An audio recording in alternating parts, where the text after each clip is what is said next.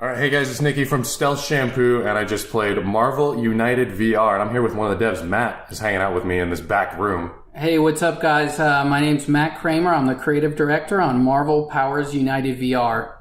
Marvel Powers United VR. That's a long name, coming out exclusively for Oculus Rift. Can you say it 2 times fast? Marvel United Powers VR, Marvel United Powers VR. Pretty good. Yeah. Not bad, not bad. Shoutcasting. Yeah.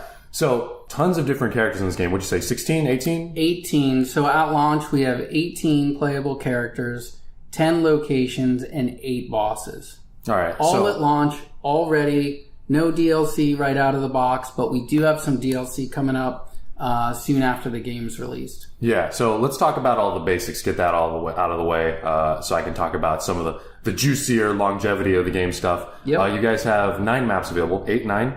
There's 10 maps altogether. 10? Yep. I'm lowballing you guys here. Yeah. So 10 maps, 18 characters, and there are different cosmetics in the game. There's victory poses, different outfits that you guys said are completely different meshes. So these aren't put a t-shirt on the Hulk. No. They're actually a different Hulk. Yeah, they're totally different meshes, totally different models. For example, Star-Lord, you can unlock his Annihilation outfit from the comics. It's a brand new mesh. It's not a color swap.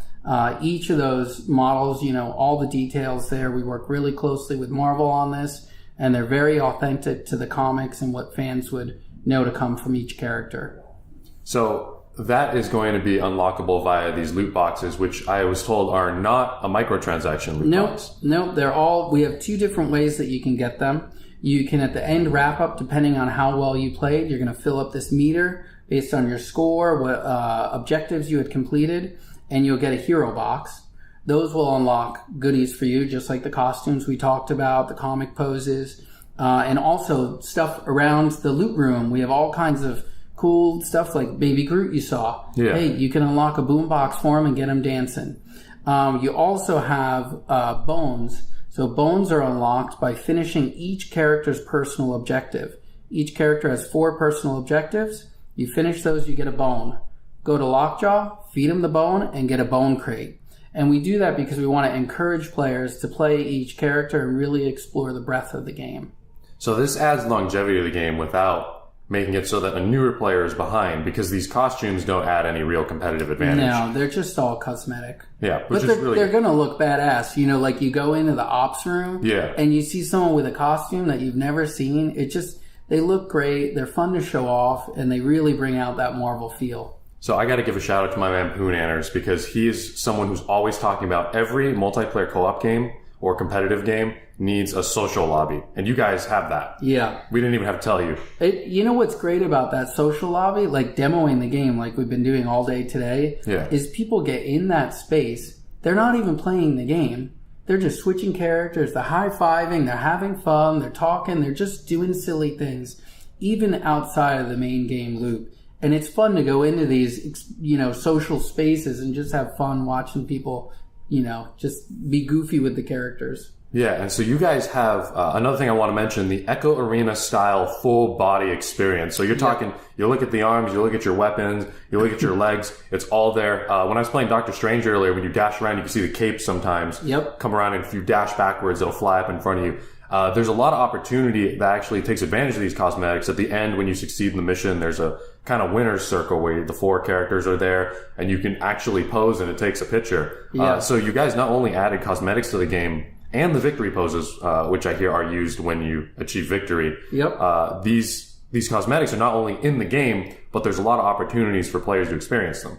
Oh, yeah. I mean, the comic screen is great because you get a chance for people to look at the character. You get to pose. You get to look, goofy in front of everyone. Everyone's looking at the models. But also, like you said, the full body IK. So you have the full body. You have your arms. You have your legs. Also, the scale. If you played Rocket Raccoon, he's tiny. Yeah. You want to play the Hulk? He's huge. So you really have that sense of... I remember going to Comic-Con last year and we had like a family lined up to play. You had mom, dad, brother, sister. The sister's Hulk. The dad's Rocket. Their proportions are totally different, but in VR, You know, do whatever you want. The little girl standing over her dad, like, hey, Dad, looking down. That's really cool. Yeah, and it's just great to show that sense of scale to people. So let's talk about the team play. This is a 4-person co-op game. Yep.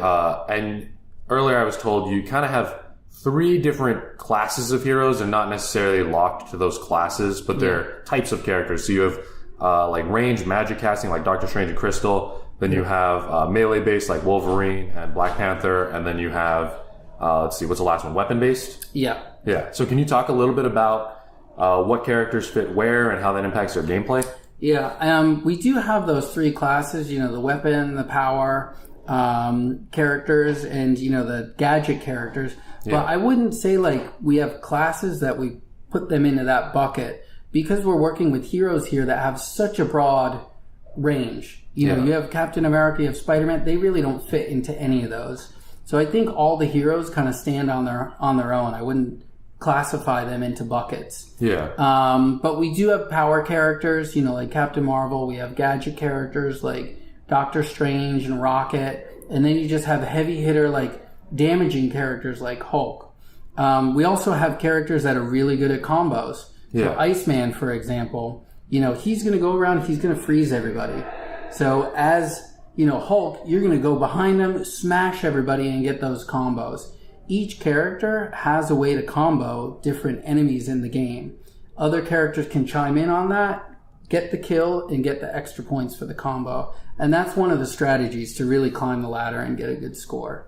Oh, so when you say ladder, is there going to be some kind of leaderboard system going on? Just in-game actively. So when you guys were playing before, I think you came in second. Yeah, I came second with Doctor Strange. Doctor Strange and Deadpool. Deadpool got first. Yeah, so the way you get points is via comboing, getting more kills, completing objectives, reviving teammates. Yep.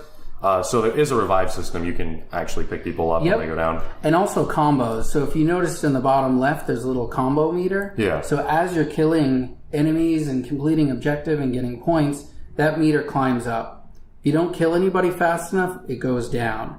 The higher you are, the faster it will decrease. You want to keep that combo going up really high. Yeah, that reminds me a lot of Robo Recall. Always making actions, always trying to get your multiplier up. So in the game, there's not necessarily a difficulty when you go into the game. I was told that there's a dynamic difficulty scaler, which I find super interesting. Can you tell me a little bit about that? Yeah, so we want to make sure that the game is easy for first-time players to get in. If you've never played VR, this is your first time playing, you can go in there and have fun. You're going to have a good time.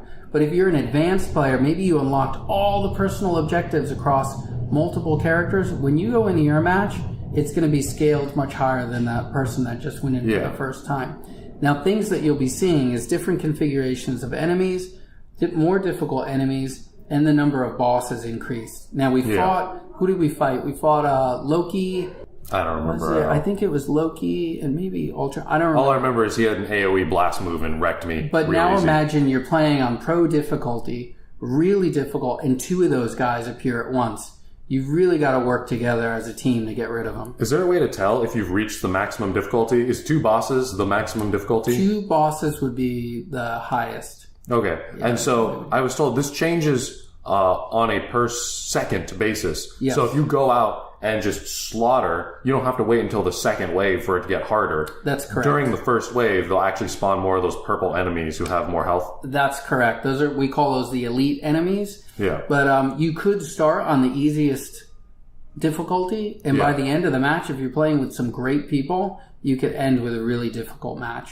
That's really cool. So, and it goes down too. If you're getting bodied, then you bit off more than you can chew. It'll scale it back down. Yes. Okay, that's really cool. And obviously, if there are more enemies and it's harder, then you're going to get more points. That's correct. So you're going to scale up more on the board. Let's talk a little bit about the objectives, because there's 2 objectives you can do to get points. There's defend the relay, and then there's gather the batteries. Yep. I don't think those are their official names. I just made those up, but that's what they are in my head. Sounds good. During the 8 rounds, I played 8 rounds.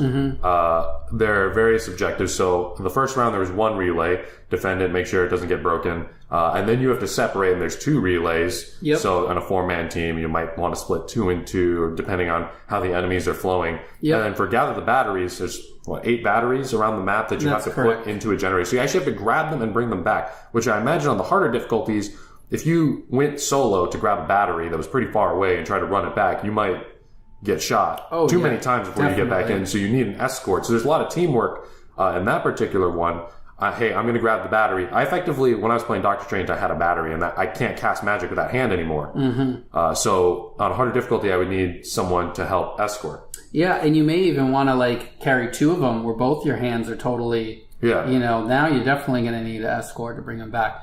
But your payout, when you put those in, you're going to get high points for returning those. Yeah, so it rewards people who want to play the objective, and it rewards the person who wants to be the Hulk and clear a path. Exactly. As you walk those batteries in. This is the last thing I wanted to talk about here is top 5 favorite VR games of all time. I spring this on to everyone at the end of interviews. Mine have changed since the last time I've done one of these. Yeah, I play a lot of Lone Echo. Oh yeah. What is it? The spy game that's coming out. Defector. Defector from I'm interested in Defector. Twisted Pixel guys. I really dig that. I've been playing that. What else have I been playing? Moss. I really enjoy. Oh yeah, I played that at E3. That was a very charming and unique game. Yeah, I like that game a lot. Besides that, we worked on a game called Ripcoil. It was kind of like Windjammers. It's like a disc game, that you throw. Yeah. We still play that game. And of course, I play our own, VR sports game once in a while. Sanzaru also did VR sports for Oculus. So, but I'd say mostly now I've been playing Moss. I think I'm almost done with it.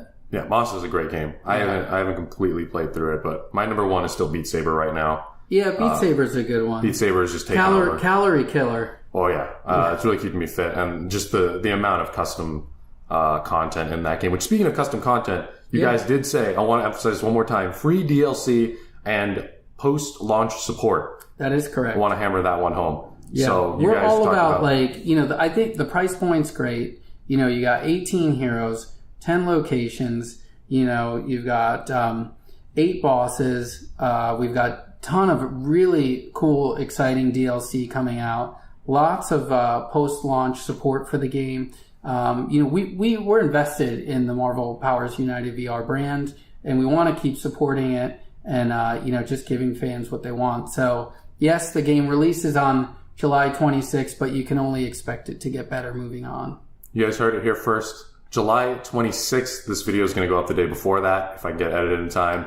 And hey, one more thing. On July 31st, we're doing a bundle.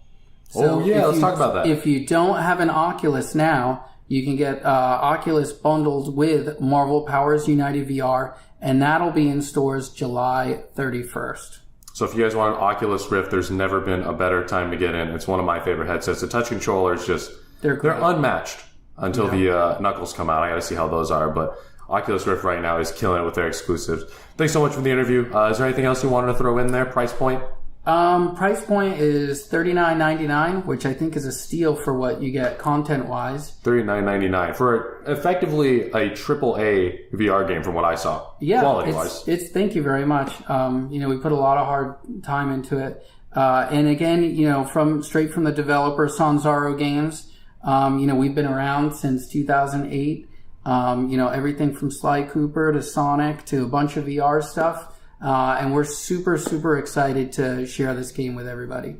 All right, cool. You guys heard it here. Marvel United Powers VR. Marvel United Powers VR comes out on July 26th, 27th? Yep, 26th. 26th. Thanks for listening, guys, and hope you enjoyed the interview. All right, bye.